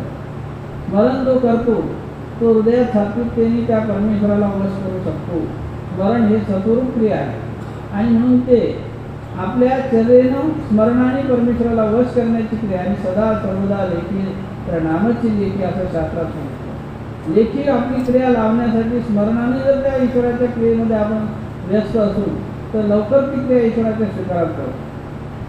अशा प्रकारे श्री गोविंदपूर बाबांचं जेव्हा निजधामाला गेल्यानंतर आचार्य निघालेले आहेत गंगातीराकडं आणि मग ऐसा बहुतेका दिसा वे संवत्सरी माघमासी वधी चौथीचा दिशी श्री प्रभू गोसावी ही प्रवृत्त्यंतर केले. मग भट्टोबासा भक्तिजनाशी थोर दुःख झाले. येण्याची दुःखे भट्टोबास गंगातीराशी आले. सरिसे लक्ष्मींद्रबा बाईदेवबा महादायसी कोठळोबा भूमाई साधा मुख्य अनेकही ऐसे रामच गावापासून दोन्ही ग्राम वेळीची घडी नमस्करी. प्रतिष्ठाने पंचरात्री घातली अवघे नगर सव्य घालून नमस्करिले. मग वृद्धा संगमा योगेश्वरी उनी खडकुलीशी आले. मग पेहरा संगमा नेऊर गावनी चिन्ह पापाशी आले. चिन्नस्थळी मुख्य सकळ स्थाने नमस्करिली. चिन्नस्थळीची नाविक बैसली आणि मग निघाले. अशा प्रकारे गंगातीराचा स्थानाचा क्रम त्यांनी केला. रामसगावापासून डोमेग्राम अशा प्रकारे वृद्धासंगम असे स्थान करत करत खडकुलीनंतर मग संगमेश्वर तिकडं अशा प्रकारे शेवट चिन्नस्थळीला आले. डोमेग्रामला चिन्नस्थळीला साक्षात स्वामींचंही त्या ठिकाणी त्यांना मूर्तीचं दर्शन झालेलं आहे. तर स्थानामधून नमस्कारण्यामधून त्या कृपेचं जे बाहुल्य आहे, जी कृपाशक्ती त्यामध्ये स्वामींनी ठेवलेली आहे आणि त्या कृपाशक्तीला परमेश्वर वश होतात. का? परमेश्वराजवळ ही कृपाशक्ती आहे आणि म्हणूनच परमेश्वराने अवतार धारण केला असं आमच्या शास्त्रामध्ये म्हटलं आहे की या निर्गुण पर स्वरूपाजवळ जर कृपाशक्ती नसती तर उद्धरण करण्यासाठी हे परमेश्वराचं आपले पण निर्माण झालं नसतं. पण त्या कृपेच्या संयोगाने आजही ती कृपा आपल्याला, कृपा म्हणजे झळंबा आहे, एक प्रकारे ईश्वराला स्वरूपाला निर्माण होणारा झळंबा आहे. तो मूळ स्वरूपामध्ये ईश्वर दयाळू मयाळू आहे, कृपाळू कनवाळू आहे. हे त्या कृपेचं कार्य आहे. वास्तविक कृपेचं कार्य म्हणजे कृपा काही वेगळे नाही ईश्वराला सोडून, परंतु कृपा हा ईश्वरीचा गुण आहे. तो त्या स्वरूपाला झळंब करतो. असं म्हणतो का आपण सहज बोलण्या म्हणून की ज्याचा गुण तो त्यास अधिक बाधी. ज्याच्यावर एखादा गुण असतो तो त्याला स्वस्त बसू देत नाही. काहीतरी तो एखादं जर चुकलं नाही म्हणतो असा त्याला ते माहीत असते म्हणून तो बोलतो. तसं एखादा गुण आहे तो ईश्वर स्वरूपाचाच गुण आहे.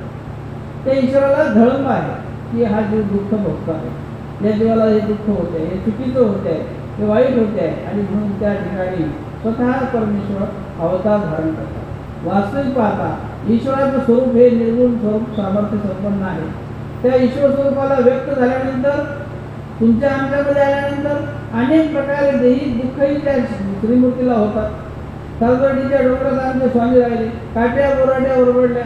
अनेक लोकांनी काही त्या ठिकाणी दृष्ट कल्पनेतून स्वामींच्या ठिकाणी अनेक प्रकारचे प्रहार केले. आपण ऐकतो पाहतो, परंतु जीवाचं भलं करावं ही ईश्वराची इच्छा.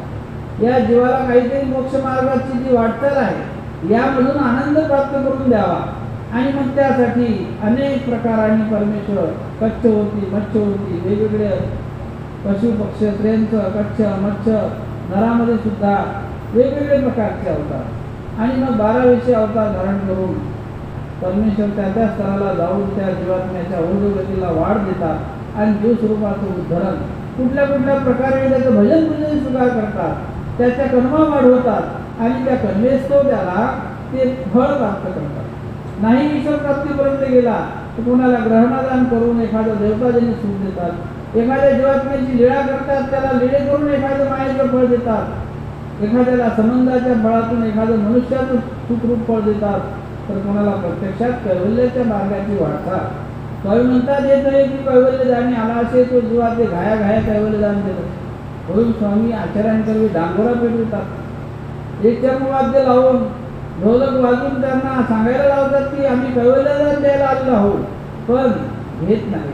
जीवाची घेण्याची गती फार कमी आहे. म्हणजे जीव स्वार्थाकडे जास्त वाटचाल करतो. अधमती ते सर्वदा तरी मैळे हे बाहुल्य. जीवाच्या ठिकाणची अधमती ही नेहमी आहे, ऊर्ध्वमती क्वचित. धर्म आपल्या शास्त्रात सांगितलं, वरून खाली दगड फार लवकर येतो, पण खालून त्या दगडाला जर तुम्ही वर न्यायचं म्हटलं खूप कष्ट लागतात, तुम्हाला घाम येईल, तुम्हाला दगड वर नेण्याचं शक्य नाही. तसं ऊर्ध्वगती जीवाची वाढवायला थोडा कष्ट सहन करावे लागतील, निरोध सहन करावे लागतील, दुःख सहन करावे लागतील. परंतु ही सगळी प्रक्रिया करत असताना ऊर्ध्वगती जीवाची वाटचाल व्यवस्थित होते आणि त्या ईश्वर मार्गीच्या म्हणण्याला आपण विषय होतो, पात्र होतो. आणि म्हणून स्वामी म्हणतात की आयसा कोण मायेचा पटू, जो देशावरील खांडे काढून जाईल. कोथोळवासारखे, नाथोबासारखे हे झालेले स्वामींच्या सन्निधानातले पुरुष हे स्वामींच्या प्रवृत्तीला पात्र झालेले आहेत, विठो झालेले आहेत. आणि म्हणून स्वामी म्हणतात की नाथोबासाचे 7 जन्म घेतले. अर्थातच कुठल्या ना कुठल्या एखाद्या प्रवृत्तीला ईश्वराचे ते पात्र होतात आणि ईश्वराचा संतोष वाटतो, तोष होतो. असे आचार्य सुद्धा हे तोषाचे असलेले दोष. वायुदेवा प्रसाद ग्रहणे अति दुःख निराकरणे. डोमेग्रामला आचार्य गेले आणि सोबत वायुदेव असायचे. वायुदेव्यास हे फार भावरूप पुरुष आहे. एखाद्याचा भावरूप गुण जर अधिक असेल तर तो लगेच त्या भावरूप गुणाने प्रभावित होतो.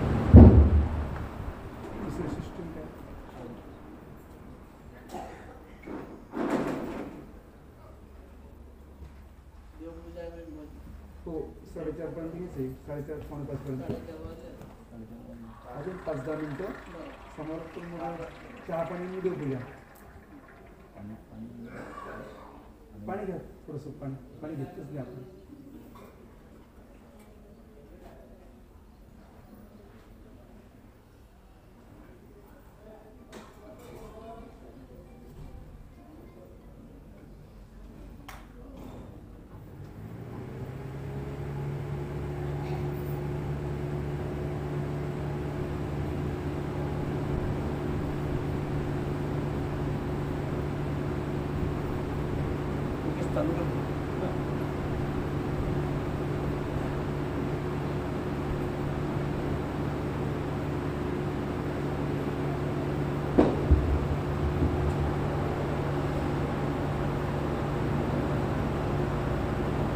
वायुदेव व्यास यांना झालेलं विरहाचं दुःख, एखादी जर भावरूप एखाद्या ठिकाणी अधिक असेल तर अंतःकरणाच्या ठिकाणी तो भाव वाढत जातो आणि भाव साधन हे फार दुर्लभ साधन सांगितलेलं आहे. कारण भाव अधिकही तेवढाच होत असतो आणि खालीही तेवढाच येत असतो. आणि म्हणून स्वामींनी स्वतःच म्हटलेलं आहे की भाव हा व्यभिचारी आहे. अर्थातच काही वेळेला एखाद्या वेळेला त्या भावावरून जर समजा त्याचं अधपतन झालं तर तो भाव नष्ट होतो. आणि म्हणून त्याला म्हटलं आहे की काजळीचे साध्य लागले. अत्यंत रडणं झालं, अत्यंत दुःख झालं तर कधी कधी कठीण पण येत असते हृदयाला. आणि म्हणून भट्टोबासांच्या सानिध्यामध्ये घडलेला प्रसंग, बाईदेव्या ज्यावेळेला स्वामी भट्टोबासांच्या सोबत आहे आणि मग भट्टोबा समस्त शिष्यासहित डोमेग्रामांतू आले. जगतीचा दरवंठाची दंडवते घातले, तैशीची पूर्वाभिमुख मढासी आले. एक पूर्वी गोसावी भितमंगीची आश्चर्यावरी पीठ घातली, ते भट्टोबासी देखील ज्ञान थोर दुःख झाले. एक मुखला विले प्रसाद घेतला, तो बाईदेवास आले. हे काही भट्टोबासापाशी अनुसरले होते ते नेमिले. भट्टोबासी तया पिकेचे ज्ञान केले. हे घ्यागा बाईदेवा गोसाव्यांच्या प्रसादाची पीक, ते देखून बाईदेवासी भूमीमध्ये आपण या ते घातले. अवघ्याचे अधिक दुःख झाले. देवीची बाईदेवा प्रसाद घेतली, मुख खोलिले. भट्टोबासी वारिले, संभोखिले. भट्टोबासी म्हणले, नको गा बाईद्या, दुःखेची अंतकरण जाईल. म्हणून हाती धरून उठविले. मग दोन्ही मड नमस्करिले. राजमठ, उंचमठ आणि प्रसन्न मठ, तर नारायण मठ, गोपाळ मठ अशा प्रकारची पूर्वीची नाव आणि नरसिंह मठ. तर त्या ठिकाणी आमच्या स्वामींचं झालेलं वास्तव्य, त्या वास्तव्यामध्ये अति प्रसन्न असलेलं ठिकाण, कवणे विशेष कवणे ठाई, कवणे विशेष कवणे ठाई, त्या अवघविशेष डोमेग्रामे असतात. त्या डोमेग्रामाच्या ठिकाणी विशेष सांगितले. काही प्रसादरूप स्थान असतात. आपण म्हणतो की प्रसाद नमस्कार करा, परंतु विशेषालाही प्रसाद असं म्हटलं. जिथे प्रसन्नता आहे तो प्रसाद. प्रसन्नता ऐसा एक धर्म तो ईश्वरीची आहे. प्रसन्नता हा परमेश्वराचा असलेला धर्म आहे, तो तुमचा आमचा नाही. देवाच्या ठिकाणी मुळात प्रसन्नता नाही, किंवा ती प्रसन्नता तो प्राप्त साधनातून करतो, पण मुळात देवाच्या ठिकाणची प्रसन्नता नसते. कारण जीव हा त्रिगुणात्मकतेत गुंतलेला आहे, नैश्वरतेमध्ये गुंतलेला आहे. आणि म्हणून अनुभूत असा जो आनंद आहे तो ईश्वरीच्या साधनाचा आहे. आणि त्या साधनातून ती प्रसन्नता तो प्राप्त करत असतो. आणि म्हणून तो धर्म साधन रूपाने आपल्याला परमेश्वराने ठेवलेला आहे. त्या साधन रूपाने ठेवलेला ईश्वरीचा जो धर्म संविधानामध्ये आहे, तर तो ईश्वरीचा प्रसन्नता धर्मस्थानाच्या ठिकाणी सुद्धा आहे. म्हणून स्थान नमस्कार करत असताना त्यामध्ये व्यक्त झालेला परमेश्वराचा अवतार असतो. तो त्या रूपाने आपल्या स्वरूपाच्या ठिकाणची असलेली प्रसन्नता आणि शक्ती, कार्यरूपता त्यामध्ये त्या स्थानाच्या माध्यमातून तिथे प्रवाहित केल्या जाते. आणि सदैव जोपर्यंत हे सृष्टी आहे तोपर्यंत ते स्थान, तोपर्यंत त्या स्थानाचा कुठल्याही प्रकारचा छेद देऊ शकत नाही. काय ईश्वरीचे ते नित्य असं म्हटलं. आणि म्हणून त्या स्थानाच्या प्रसादाचा नमस्कार करण्याने अंतःकरणाच्या ठिकाणची प्रसन्नता आपल्याला वाढवता येते. ती प्रसन्नता आपल्याला त्या साधनातून प्राप्त करता येते. आणि म्हणूनच आमची पूर्व परंपरा त्या स्थाना प्रसादाला वंदन करते. त्रिकाळ प्रसाद सेवा करावी असं सांगितलेलं आहे. की त्रिकाळ सकाळी, दुपारी, संध्याकाळी प्रसाद सेवा म्हणजे विशेष नमस्कार केला पाहिजे. त्या विशेषामध्ये स्वामींची प्रसन्नता आहे. ती डोक्याला लावल्यामुळे अंतःकरणाच्या ठिकाणी प्रसन्नता निर्माण होते, एक पावित्र्य निर्माण होते त्या विशेषाला वंदन करताना. म्हणून त्रिकाळ प्रसाद सेवा करावी असं सांगितलं. वाचनाने केलेली वाचनरूप प्रसाद सेवा आहे ती वेगळी आहे. ती आपली वाचनासाठी ती आपण वाचत असतो, त्याचं पारायण करतो. पण जी वस्तू आहे की ज्याला सारभूत वस्तूचा संबंध झालेला आहे, तो विशेष पाषाण, तो नमस्कार आपण ज्यावेळेला करतो त्यावेळेला त्या पाषाणाशी आपला संबंध येतो. त्या वस्तूला परमेश्वराचा साक्षात संबंध झालेला असतो. म्हणून ती प्रसन्नता आपल्यासाठी महत्त्वाची. मग भट्टोबासांनी बाईदेव्यासांना सांगितले की डोमेग्रामामध्ये आपण ज्यावेळेला जातो तर राजमठाच्या पुढे प्रसन्न मठ आहे, उंच मठ आहे, आणि दोन्ही मठाच्या सांगी तिथे स्वामींच्या बसण्याची जागा होती. आणि तिथे स्वामी आपल्या मुखातील जे पाण्याची पीक आहे, जे पान खाल्ल्यानंतर जे पाण्याची पीक असते ती स्वामीच्या त्या खिडकीमध्ये जो भाग होता, खंडित झालेली खिडकी म्हणजे तिथं भंगी असं म्हटलेलं आहे, तिथं खिडकीमध्ये स्वामी ते आपली पीक टाकायचे आणि ती जशाला तशी 14 वर्षाचा कालावधी लोटून गेला. स्वामींचं सन्निधान सोडल्यानंतर 14 वर्ष झालेली आहेत श्रीप्रभूच्या सन्निधानामध्ये. त्यानंतर आमचे श्री नागदेवाचार्य तिथे गेले, पण ती पीक जशाला तशीच स्वामींच्या असं आणि ती बघितल्यानंतर आचार्यांनाही दुःख झालं. पण शेवटी आचार्य हे ज्ञानरूप पुरुष, विषय व्यवस्था करणारे होते. माणसाला विषय व्यवस्था करता आली पाहिजे. आपल्याला भावही आणि विधी ह्या दोन्ही गोष्टी कशा लागतात आणि मग आपल्याला साधन आचरताना स्वामींनी सांगितलं की तुम्ही भाव साधनही आचरा आणि विधी साधनही आचरा. कोणी एकाच्या अधीन होऊन चालता येणार नाही, विधी किंकर होता येणार नाही. एखादा विधी झाला तो विधीच शेवटपर्यंत करत राहायचा असं नाही. स्मरण करत बसले तर स्मरणच करा असं नाही. इतरत्रही विधी आपल्याला करावं लागतील. सगळ्या विधीमधून थोडं थोडं कार्य ईश्वराच्या आपल्याला लेखी लावता आलं पाहिजे. आणि म्हणून स्मरणही महत्त्वाचं आहे, पुस्तकाचं मनन वाचन करणं हेही महत्त्वाचं आहे, सेवा ही महत्त्वाची आहे, तुमचं गृहकामही महत्त्वाचं आहे. अशा सगळ्याच गोष्टी आपल्यासाठी आपल्याला परिपूर्ण करता आल्या पाहिजे. आणि म्हणून त्यामधून आचार्यांनी ज्यावेळेला वायुदेव व्यासांना ते पीक दाखवली आणि त्यांना अत्यंत भावनिक त्या ठिकाणी ते दाटून आलेला कंठ आहे, त्यांनी आपल्याला न सावरता जमिनीवर अंग टाकलं आणि दौडू लागलं. अत्यंत स्वामींची आठवण झाली आणि त्या आठवणीमधून एवढी आठवण का ते रडणं थांबत नाही. मग त्यावेळेला ते म्हणतात की नको गा, दुःखेची अंतकरण जाईल. अत्यंत दुःख केल्यामुळं अंतकरणाला तुला बळीता येईल. असं एवढं दुःख करणं चांगलं नाही, एवढं रडणंही चांगलं नाही. आणि म्हणून तो रडून होणार, तो जयापरी व्हावा त्याची परी होईल. देवाने आता आपल्याला साधन दिलेलं आहे, त्या साधनाच्या माध्यमातून आपल्याला सहजपणे ईश्वर प्राप्त करता येईल. आणि म्हणून आपण असन्निधानामध्ये त्या साधनाच्या आपण माध्यमातून तो ईश्वर प्राप्त करत असतो. यासाठी आपल्याला हा आचार्यांनी वायुदेव व्यासांना दिलेला संदेश की आता देवाने आपल्याला जी परी सांगितली त्या परीनं आपल्याला देव प्राप्त होईल. नुसतं रडल्यानं होणार नाही. एखादा दगडाने त्याला जर डोकं आपडलं तर देव प्राप्त होणार नाही. आणि तो दयापरी व्हावा. ईश्वरानं सांगितलेला मार्ग आहे, रस्ता आहे, त्या रस्त्याने जर आपण गेलो निश्चितच आपल्याला ईश्वर मिळणार आहे. आणि म्हणून वायुदेव व्यास हे असलेले भावनिक पुरुष होते. अत्यंत भावविभोर त्या अंतकरणातून देवाला शरण गेलेले आहेत. परंतु भावाला सुद्धा आपल्याला मर्यादा करता आली पाहिजे. भावसुद्धा किती असावा. जर त्या भावामध्येच आपण राहिलो तर इतर विधी थाटल्या जातील. आणि म्हणून असं म्हणतात, चेन फेडावे तर घुसळण सांडावे, घुसळण सांडावे तर चेन फेडावे. एखाद्या वेळेला हा विधी आपल्याला शक्य नसेल तर तो करा, तो नसेल तर तो करा, तो नसेल तर तो करा. ज्याला जो विधी शक्य आहे तो त्यांनी करावा. एखाद्या विधीमध्ये जर समजा त्याला हे समजा साध्य होत नसेल तर दुसरा विधी साध्य करावा. म्हणजे जेणेकरून तो त्या साधनापासून दुरावला जाणार नाही. आपल्याला जे शक्य आहे ते आपण केलं पाहिजे. सगळेच विधी सगळ्याला सारखे नसतात, कारण जीवस्वरूपाची पात्रता ही भिन्न भिन्न आहे. जीवस्वरूपीचा अधिकारही भिन्न भिन्न असतो.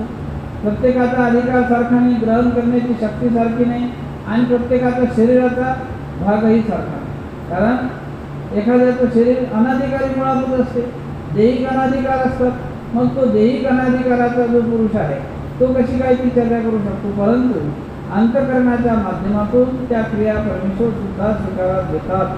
ईश्वर सर्व दृष्ट सर्व साक्षी जो म्हटलेला आहे याच माध्यमातून, कारण त्या परमेश्वराला सर्व साक्षीत्व आहे, सर्व दृष्टत्व आहे की कशा प्रकारचा कोणता भाव कशा प्रकारचे म्हणून येथाची मोहरची त्या भावरूप क्रियेतून परमेश्वर एखाद्याची अंतकरणाची मोह सुद्धा स्वीकारतो.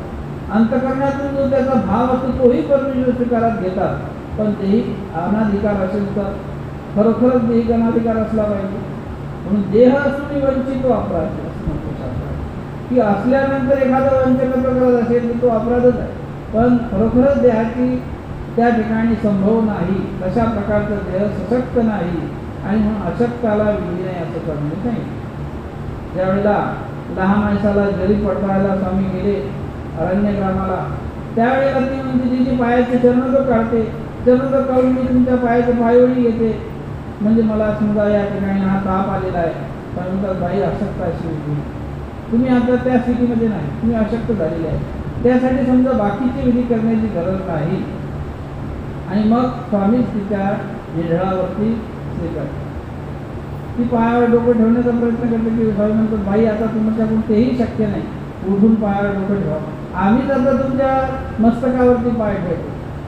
मग जन्मोजन्मी मजशी ऐसाची जोरू आवाजी की तुम्ही माझ्या ठिकाणी आले, मला पडताळण्यासाठी आले, आणि तुम्ही आल्यामुळं तुमच्या या श्रीमूर्तीच्या पायाचं दर्शन मला झालं. हा श्रीमूर्तीचा चरणस्पर्श मला झाला. मी किती भाग्यवान आहे. मी दुःखवानच नाही की मला ताप आलेला आहे, मला रोजा झाली, मला व्यथा झाली, हे बाजूनच गेली. जन्मोजन्मी ऐसाची मजशी जोरू आवाजी असं मागणं देवाला मागते. अर्थातच त्या साधन प्रक्रियेमध्ये तिला देव समजलेला आहे, धर्म समजलेला आहे, आणि म्हणून त्या दुःखालाही ते काही जुमानत नाही. जसं कुंती अवसा म्हणतात की श्रीकृष्णा तू मला आठवत नाही म्हणून मला दुःख दे. सुख तर होतं, पण सुखामध्ये तुझी आठवण पडून जाते ना, म्हणून आता मला काय पाहिजे म्हणजे मला दुःख दे. कुंतीने मागितलं श्रीकृष्णाला दुःख. अशा प्रकारे दुःखीये दुःख नासावा ऐसा ईश्वरीचा हेतू.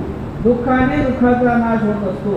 शरीराला ज्यावेळेला काहीतरी आपल्या दुःख होते, कुठला अनुताप करू, कुठलं एखादं शारीरिक कष्ट करू, आणि त्यामधून दुःखाने दुःख जोडलेलं असतं. एखादी पापरूप क्रिया दुःख देऊनच जोडल्या जाते, सुखरूपाने जोडल्या जात नाही. कुठलाही तुम्ही दुःख द्याल त्यावेळेस ते दुःख निर्माण होतं, आणि मग ते सुखाने नाचते काय, त्याला दुःखाने दुःख नासावं लागेल. असं म्हणतात काट्यानेच काट्या काढल्या जातो. तसं दुःखाने दुःखाचा नाश होतो. म्हणजे त्यासाठी धर्मरूपतेमधून ईश्वर क्रिया केल्यानंतर, विधी केल्यानंतर, दंडवत घातल्यानंतर काहीतरी आपल्या कर्मांचा नाश ईश्वर करून देतात.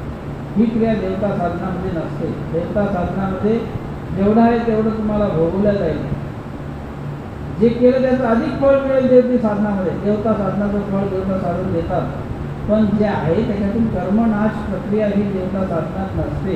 ती मात्र ईश्वर साधनामध्ये जीवात्म्याच्या कर्मांचा नाश करण्याची प्रक्रिया ही ईश्वर साधनामध्ये आहे. अशा प्रकारचं उत्तम हे साधन ईश्वरीचं या स्मृतिस्थळ ग्रंथाच्या माध्यमातून आपण सन्निधान आणि असन्निधान दोन्हीचा संगम यामधून आपण आपलं निरूपण करणार आहोत. आजचं निरूपण या ठिकाणी मी संपवितो. देवपूजासुद्धा या ठिकाणी वंदन आलेलं आहे, तर ते देवपूजा वंदन आपण सगळं करायचं आहे. बाबांनी सांगितलं 15 मिनटं आणखी घ्या, 4:15 झालेत. अशा प्रकारचं आपलं हे निरूपण आपला निरूपणाचा पहिला दिवस. आणखी 4 दिवसाचं निरूपण आपण ऐकणार आहोत, आणि 4 दिवसाच्या निरूपणामधून आपल्याला निश्चितच परमेश्वराचं स्तुतिस्तवन, लीळाश्रवण आणि आचार्यांच्या माध्यमातून एक धर्मरूपी उजाळा आपल्याला मिळण्याचा प्रयत्न आपण करूया. तुम्हा आम्हा सर्वांना त्याचा लाभ प्राप्त होईल, आणि ही परमेश्वराने आपण सर्व धर्मरूप प्रक्रिया स्वीकारात घेऊन आपलं हे कार्य परमेश्वराच्या चरणी आपण समर्पित करूया. आजचं निरूपण संपतो. सर्वज्ञ श्री चक्रधर स्वामी. 15 मिनिटाचा ब्रेक आहे. चहा पाणी फ्रेश होणे म्हणजे राहत.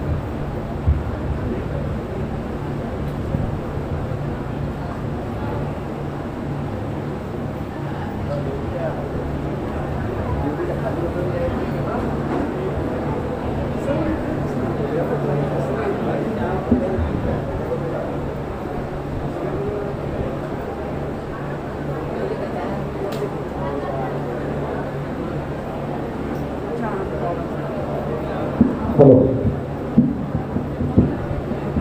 बाजूच्याच हॉलमध्ये आपल्या सर्वांसाठी चहाची व्यवस्था आहे. आणि जी मंडळी चहा घेऊ इच्छिणार नसतील त्यांनी देवपूजेसाठी इथे सोयीत बसावं. आता आपण सगळ्यांनीच चहा निश्चित घ्यावं.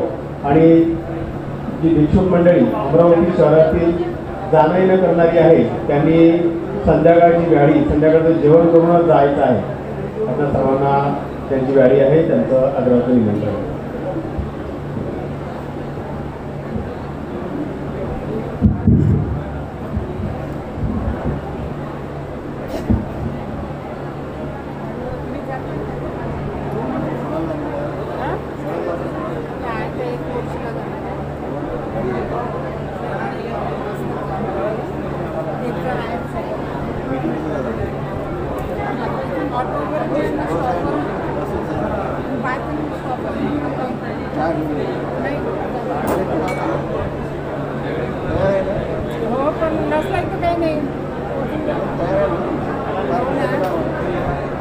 त्यांना पाहते मी त्यांना बचतसाठी पण बांधलेलं होतं. हॅलो